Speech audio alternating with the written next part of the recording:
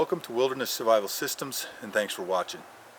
Back in June I did a video, basic fire starting 101, and conditions for that video were as good as they get, about perfect.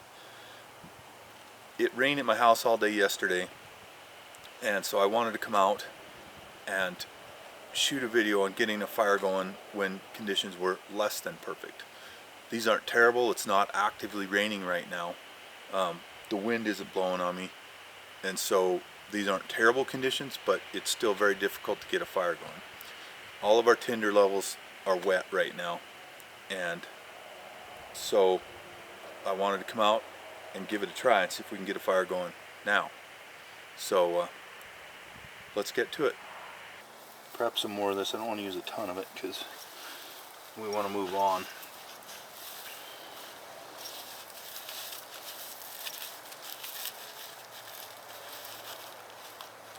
And so prep it just like we did that fire, and then we'll put it into our nest, pick up our ferro rod where we left it, and try that again.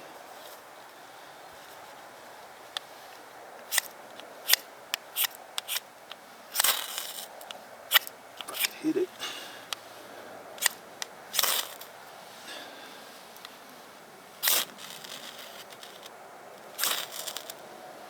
Alright, you see,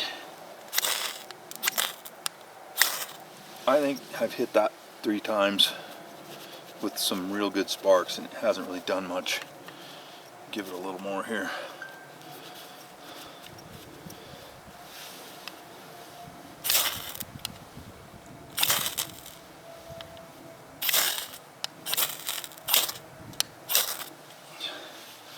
Okay, it's not taking off. Now I'll dub in that other video and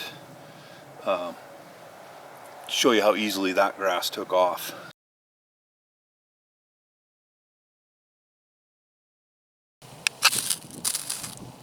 Okay, so we got our flame going, and you see how fast that's burning. So we want to get our next level of tinder on there soon.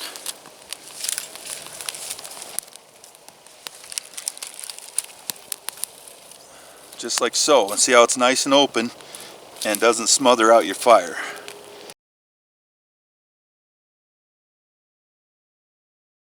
So what we're going to do now is I'm going to show you a product that we carry on our website. There'll be a link to it down below. There'll be a link to about everything that we use out here down below, and there'll also be a link to that other video. So what I'm going to use is the Battis B fire fuse today, and then the bellows that come with that, and we sell this kit on the site. So what we're going to do is get things going, and then we'll use the bellows to actually help us build more heat and get everything going. So we've got the bellows staged. You want to be careful with that, because if you step on it you'll bend it. Now we're going to get the fire fuse out. So these are kind of neat because you can take them out of the tube here, and it's just one of those things that the more advantages you can have when you get yourself into trouble, the better off you're going to be.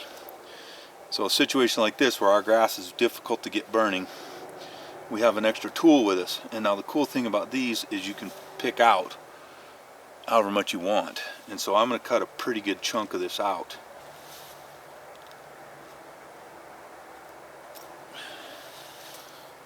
And then shove the rest of it back into the tube, keep it all nice and dry, and put the cap on it. Okay, so we've got our fire fuse out, and the way that this works is that you're going to fray it out and prep it like so. And the finer you get the frays, the easier that's going to light when you spark it. And now this is something, this one's bigger than I typically use, so keep that in mind. And so what we're going to do is prep that down here, and we're going to pre-prep our grass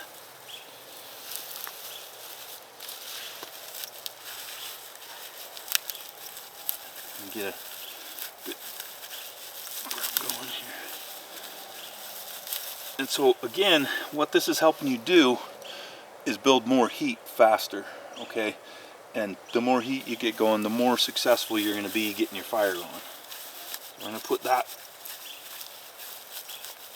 get that prepped.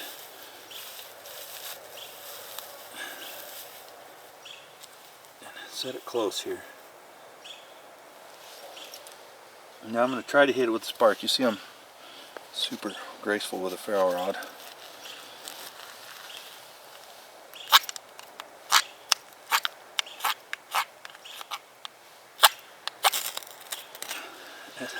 That took right off.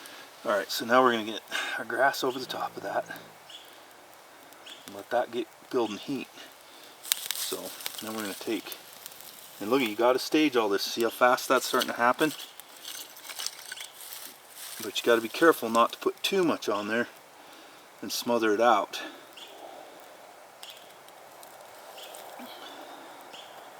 And now you see this stick in here really isn't burning,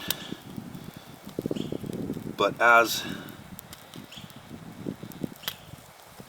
more of our shreds here start catching, we'll see if this is going to go or not. It may not. So we'll get our bellows out. Now these bellows work by blowing from the big end up here, and that creates kind of a Venturi effect.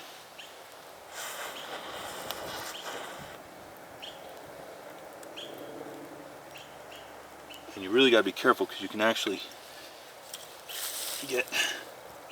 blow too hard and put things out. All of this is about timing. But you see, this isn't going nearly as easy as that one did in June. You see, I still got grass laying here that hasn't burnt.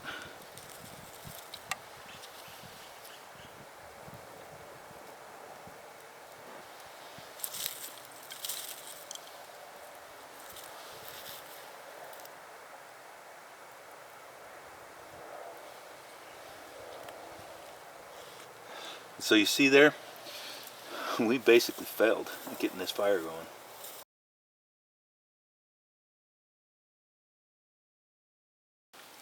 Alright, so here we still are with our fire.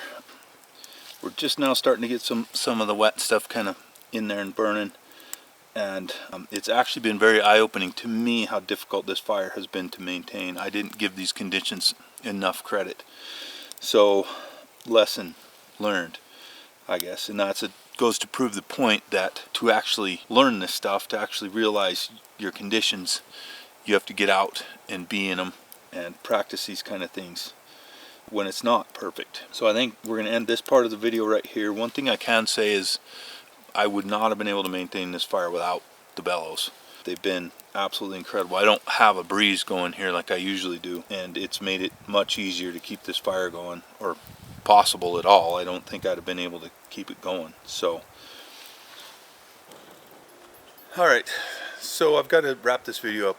Prep for this took a lot longer than I expected. I learned a lot today. I took the conditions for granted, if you will. Things were wet, but they weren't that wet. They could have been a lot worse. So it's been a learning experience. And also another takeaway would be, no matter when you're out, always be prepared as you can be for the conditions to change. So I gotta get going. My cameraman has already had a hangry incident with me. I forgot the lunches today, and this shoot took a lot longer than I had planned. Chuck? Chuck doesn't look good. Chuck, are you all right? Oh, don't forget to like and subscribe. Check out all the links below. I got to check on Chuck. He looks bad. My first cameraman. Oh. Oh. That ain't good. How do we explain this?